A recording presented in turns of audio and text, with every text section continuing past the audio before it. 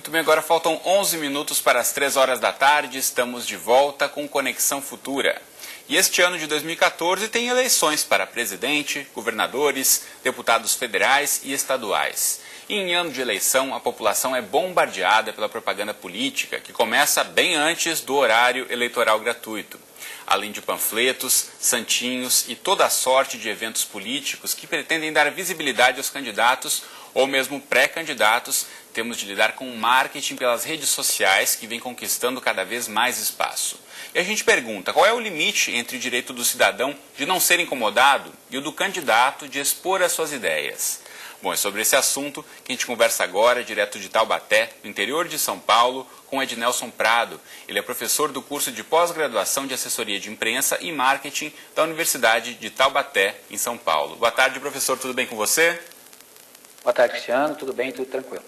Obrigado por ter aceito o nosso convite. Quero começar ouvindo de você. A gente está nessa época agora, janeiro, ainda temos um longo prazo, um longo tempo, aí, muitos meses até, de fato, o início da campanha eleitoral, mas já se percebe nas redes sociais, principalmente, um movimento aí de alguns pré-candidatos querendo demonstrar já alguma coisa em relação às suas campanhas.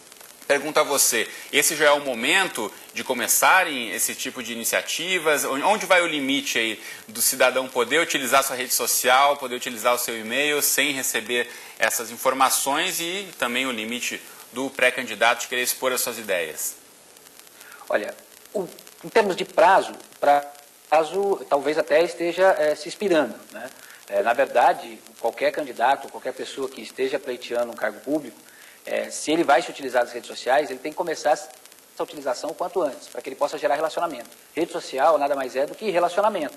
E relacionamento não se dá do dia para a noite, né? Então, ele está ali se expondo para ele poder gerar o que a gente chama lá na frente de engajamento, que é esse chamado do eleitor para que o eleitor seja participante da campanha. E isso não acontece de um dia para o outro. Então, deixar para fazer isso, por exemplo, em junho, quando começa a campanha eleitoral, é tarde, né? Junho, julho, é tarde, tem que começar realmente um pouco antes. O que é preciso é cuidado, para que justamente esse período seja um período de relacionamento, e não um período já diretamente de campanha, porque se for um período de campanha, aí a gente vai ter, muitas vezes, ações que vão ser extremamente invasivas, e aí vão desagradar muito mais do que agradar o eleitor. Mas esse relacionamento, a diferença entre relacionamento e campanha, que muitas vezes é um limite muito tênue, né, professor? Sim, é um limite muito tênue. Quer dizer, não adianta você querer colocar ali todas as suas informações. É importante que você coloque todas as informações. Mas é importante que o candidato entenda que aquilo ali é um veículo de diálogo. Então, ele tem que abrir o diálogo. É uma via de mão dupla, não é mais uma via de mão única. Antigamente, como que a gente tinha campanha? O candidato vinha, expunha suas ideias, trabalhava em cima das pesquisas e, a partir dali, expunha todas as suas propostas. Agora, ele vai expor as suas propostas, mas ele vai ter que ouvir também o eleitor. O eleitor, hoje, ele é participante ativo do processo. Ele deixou de ser aquele participante passivo, que apenas recebia informação. Hoje ele pesquisa, hoje ele busca detalhes, hoje ele busca informações. Então, tudo isso vai gerando uma troca constante entre o candidato e o eleitor. Se o candidato vai para a rede não querendo fazer essa troca, ele está indo de forma equivocada.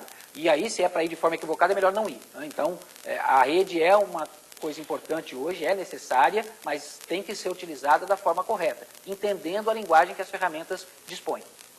A gente sabe que existem leis no Brasil muito bem definidas em relação ao uso de televisão, de rádio, até de outdoors nas cidades, para propaganda política. Em relação à internet, a gente já tem algum tipo de regulamentação, professor? Olha, a gente tem algumas coisas que são básicas, né? Existe ou existiu até 2012, por exemplo, na última eleição, uma visão de que na internet tudo se podia, que tudo era permitido, e a Justiça Eleitoral deixou bem claro que não é bem assim. Existe um período de pré-campanha em que a utilização de ferramentas de uma forma ostensiva, a Justiça Eleitoral está e vai olhar com certeza, e no período de campanha os abusos também são coibidos.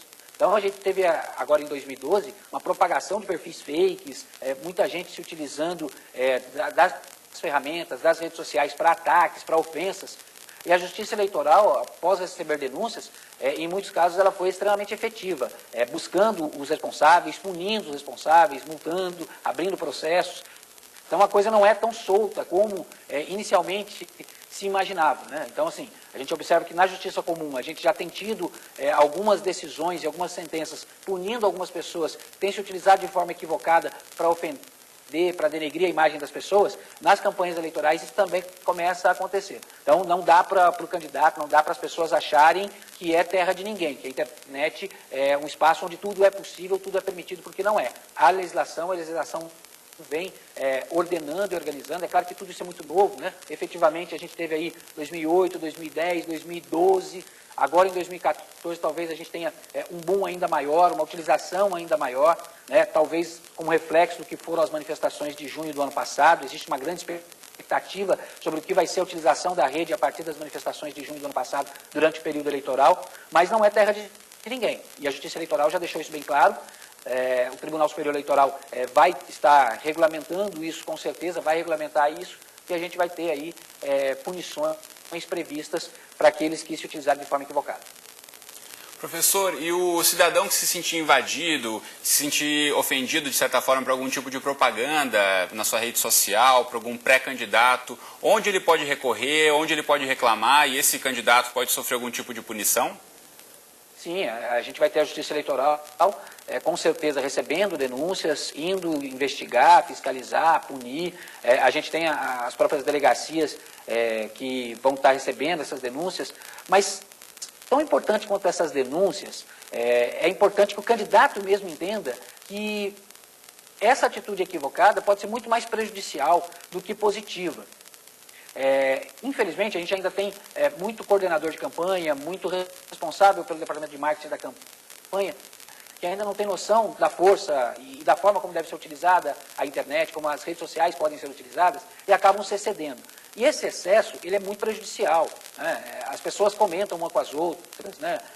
O boca a boca na internet é muito forte. Então, uma atitude equivocada pode ganhar uma proporção muito maior. Vai dar um boca a boca negativo para esse candidato, então ele pode acabar se prejudicando mais do que se beneficiando por um uso incorreto da rede, né? Infelizmente, nosso tempo acabou, mas quero agradecer muito, então, ao professor Ednelson Prado por ter aceito o nosso convite, conversado com a gente aqui no Conexão Futura. Obrigado e boa tarde, professora. Eu é que agradeço essa oportunidade.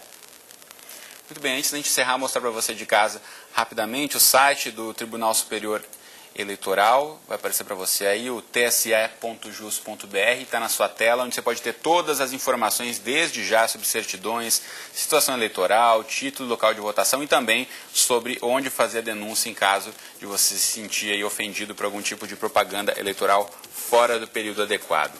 Tá certo? E na próxima entrada do Conexão Futura a gente fala sobre planejamento escolar.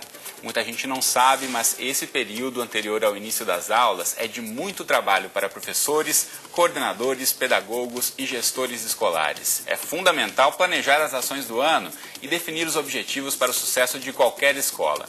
Então, claro que você não pode perder essa discussão. Desde já, mande sua pergunta para a gente no Facebook, no Twitter ou no telefone. Os contatos estão todos aí na tela para você. E a gente volta daqui a pouquinho, logo depois do programa Detetives da Ciência. Eu estou aqui à sua espera. Até já!